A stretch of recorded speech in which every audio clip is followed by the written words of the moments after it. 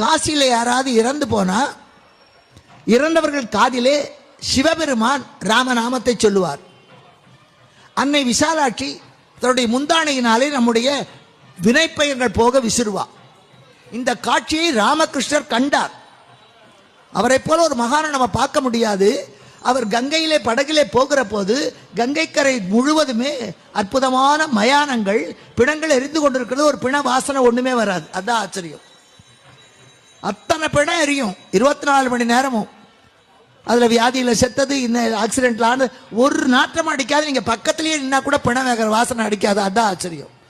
காசியிலே பிணம் நாற்றம் அடிக்காது, காக்கா கத்தாது, மல்லிகைப்பூ மணக்காது, மாடு முட்டாது, கருடன் பறக்காது, ஈ மொய்க்காது. இன்னைக்கு காசியில் யாராவது இறந்து போனா இறந்தவர்கள் காதிலே சிவபெருமான் ராமன்